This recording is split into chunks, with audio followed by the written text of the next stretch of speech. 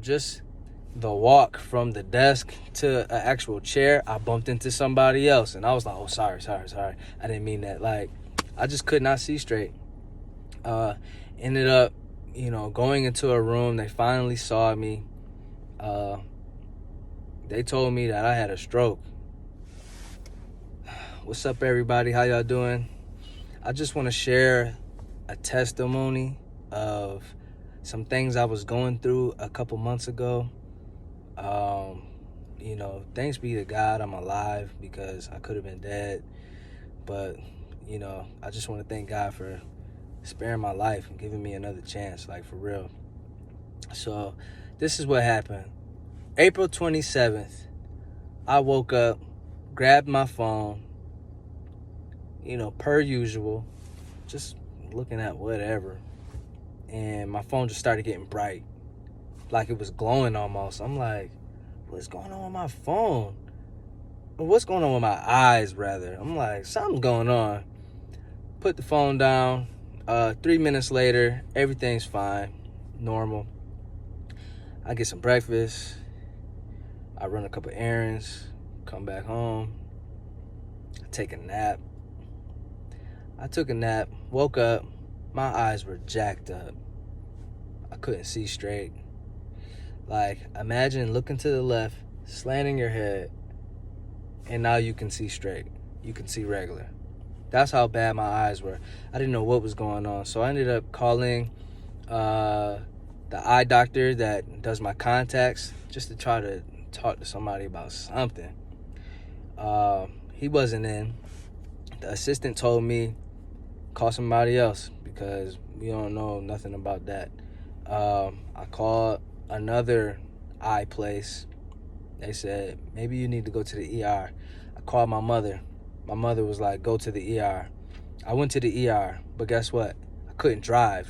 So I ended up calling an Uber, or, ordering an Uber or whatever, which it was kind of hard to do because, everything's slanted and twisted, and I'm just like, trying to figure it out. So I called the Uber. They come to my house. I need them to take me to the ER. So I step outside, and I'm like, yo, it's hard to walk straight. So I'm literally walking out, like, my hands spread, legs spread, just walking like this, like a zombie, because, I just want to make sure I don't fall on my way to the car. And I'm just hoping that this guy doesn't pull off, thinking that, I'm being weird. He didn't pull off. He took me to the ER. I walk into the ER. I'm bumping into people because I can't walk straight. I tell them what's going on at the front desk. They sit me down. It didn't take long for somebody to get to me, but, just the walk from the desk to an actual chair, I bumped into somebody else, and I was like, oh, sorry. I didn't mean that. Like, I just could not see straight. Ended up, going into a room. They finally saw me. They told me that I had a stroke. Not only did they tell me I had a stroke, they said I had a stroke 2 days ago. So 2 days before, I even knew anything was happening. It had already happened, which is the craziest thing to me. So I'm just sitting there like, stressed, don't know what's going on. And I just, I wasn't happy. But, at least we knew what was going on, so now we can prepare to fix it. But I literally thought that was the main thing. So I was like, all right, guess I go home now. And they were like, you can go home if you want, but we think you should stay so we can figure out what the real problem is, what caused it. I'm like, you might be right. So my mom came in town. She was actually visiting Jacksonville and ended up taking a flight to Atlanta. So that's pretty close, because that's where I live. I live in Atlanta. So it was pretty close, which is a good thing. She didn't have to, fly 2 hours to get to me. It was only like 45-minute flight. So I promise you, they ran like 7, 8 tests on me. I don't even know the names of all these tests. It was like I had 2 MRIs, a MRA, a TTE, a TEE scan. I might be messing the names up, but something like that. They gave me an HIV test, everything. I'm like, what y'all giving me an HIV test for? This ain't got nothing to do with that, but they gave it to me anyways. But I don't have HIV. I wasn't even worried about that. I was just like, okay, I guess. But yeah, so the crazy thing is my mom was always saying, like, I need a break from New York. That's what she was saying to herself. She needed a break. So it's just crazy how the timing worked with that. Like, she ended up coming to Atlanta, getting a break. So that's just one thing that I'm gonna tell you how God works, because he works in mysterious ways. We all know that. And it's just crazy how he puts things together. I promise. Like, it's crazy. So we did all those tests, and finally the last test that they did on me, they found out what the reason was for me having a stroke, and it was because I had a tiny hole in my heart. I didn't even know like why. I consider myself like one of the healthiest people ever. Don't smoke, don't drink, don't do drugs, don't drink coffee, don't drink tea, no energy drinks, nothing. I try to eat right, like nothing. So they said I had a PFO. So that's what a PFO is, a tiny hole in the heart. Now, most people are born with that, and it will heal up in 6 months. Mine never healed up. So it wasn't like I could go to get a physical and them telling me you got a hole in your heart, because they're not checking for that. They're checking like cholesterol and blood pressure and just different stuff. They're not checking for that. So I found that out. I was like, okay, that was it was a shocker to me. I'm super confused now. But my dad is the Google king. He's on Google 24/7, and he looked it up, and he was like, oh yeah, like, it's not so common, but it's not so uncommon. And all you need to do is, you gotta have a surgery, and they're gonna patch the hole up with some type of little device or whatever, and you'll be good. That says the recovery time is 7 to 8 days. You'll be fine. So I had 2 weeks. I mean, not 2 weeks. I had 8 weeks of just trying to figure out when we're gonna get this surgery date. That was the hardest. That was one of the hardest things to do, get the surgery date, because from day one they were saying that my insurance was not active. I have active insurance. They're saying it's not active. They did something wrong. They typed my name in wrong or something, but it was just, I'm getting like regular bills, regular hospital bills. I'm like, ain't no way I'm paying this. Like, this bill was so high. I was like, this costs more than my car. Like, what is going on? I got insurance. Put the insurance on it. What's going on? They just kept playing with me like that. So I didn't know what was going on, man. But everybody that I talked to was like, hey, the thing you need to think about the most is getting healed. So I'm telling you, like, just from my mom being in the house with me, like, it was prayer time. You know what I'm saying? Like, prayer every day. Like, we're not watching nothing stupid on TV. We're going to watch stuff about God, Jesus Christ, and we got to really lock in. We're going to pray. We're going to have talks. We're going to have walks. I'm not listening to no crazy music. Nothing. Got to get right. So, I was just super locked in. And I'm really thankful for that, by the way, because, there's some habits that I needed to break and just didn't know how to break them. Broke them.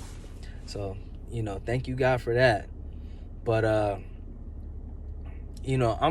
I'm gonna, skip past some of the, the crazier things that was happening with insurance, but if you ever been in the hospital, like, it's never easy with insurance in hospitals. It's just not, like, nobody's on the same page for whatever reason. But I ended up having my surgery, and I'll even, let's backtrack. Before I had the surgery, I didn't know who I was getting as a surgeon. I'm like, this is scary right here. I don't know who y'all giving me.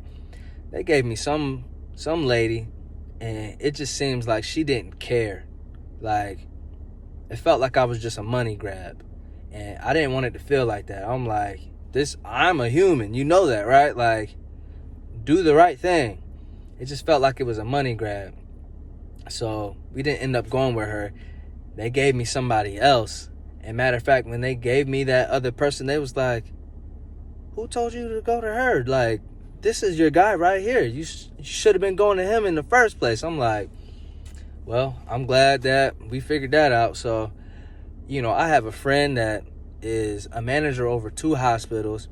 I gave him the guy's info. I was like, yo, check this guy out for me, man. I don't know these people, man. Like, just let me know if everything's legit. He hit me back. He was like, nah, he's legit. I hit up somebody else. The person I work for, like, he has some people that are in the higher ups and, with money and business and all that. And I'm just like, can you just check this guy out? Let me know what's going on.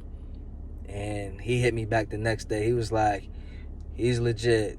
The people that, I asked, they refer people to him.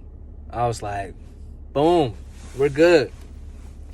Me and my mother went to had an appointment with him. And, it was very easy to talk to him, like, very easy. And I felt real comfortable going into that surgery. So, end up having the surgery. Surgery went well. I'm just thankful that God brought me through that. But it was a 2-month process. And, I'm talking about super praying. I was in my prayer closet for real, like, just praying and, seeking God's face and just asking him, like, speak to me. I literally remember one time just, like, kind of not yelling. I'm not yelling at God, but I'm just, like, mad. Like, what's taking them so long to call me? Like, what's going on? Like, if it's taking them so long, God, why don't you just do it? Just do it right now. Why I gotta wait on them? You do it. But the funny thing is, he spoke to me, like, a little while after I said that, but I was like, I didn't think it was really him. I'm like, that could just be me thinking it. So I ended up going downstairs.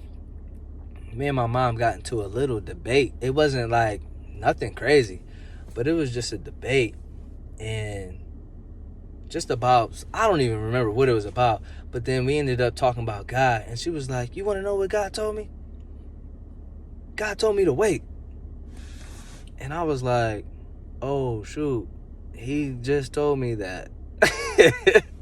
He just told me, be still and know that I am God. He literally said that to me. Like, chill. Like, I got this. I'm going to handle this better than you ever could.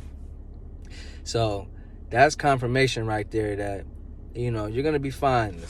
You're going to be able to have your surgery. You're going to be able to get back out on the road.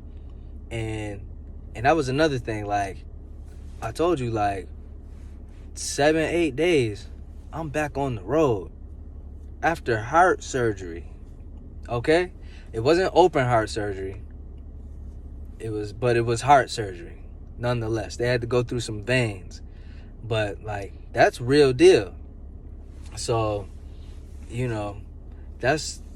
I got a little quiet on Instagram, and, I just didn't want to deal with too many people, because if everybody knows your business and, you asking everybody to pray for you, you don't really know, like, who really has your best interest. Like, they might be praying some other stuff, and you don't need that. You need only the good prayers, like, for real. So, that's just a little testimony of, what I was going through.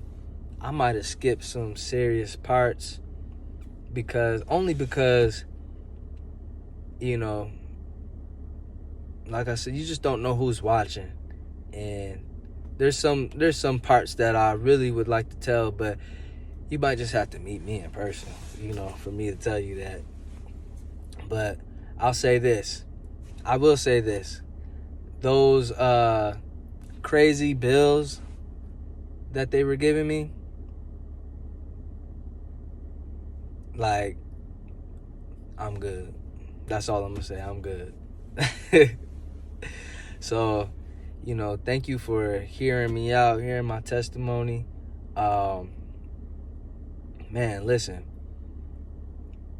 I'm gonna also say this. I'm gonna leave with this. Like, just everybody, watch what you listen to on a daily, because that's one of the things I changed. I used to listen to so much stupid stuff on the internet, like, just because it was funny. And then as soon as I started going through something, I realized this stuff isn't helping me at all. Like, they may say something stupid and get my mind thinking something dumb. Like, and I don't need that. I really only need, to hear from God. And, I could watch cool stuff. Like, I don't know. I was watching all the basketball playoffs, all of that. I was watching My Wife and Kids. I gotta watch stuff like that. I can't watch nothing too crazy, man, because, you just gotta be careful what you put in your mind. So, yeah, I don't know why I said that, but I'm just giving people advice. Like, just be careful what you listen to, man. Like, that's all. Thank you for hearing me out, hearing my testimony, and thank you for hearing me out, hearing my testimony, and I hope that I said something encouraging. Everybody keep God first, and I just want to give thanks to God again. Like, I'm telling you, I could have been dead.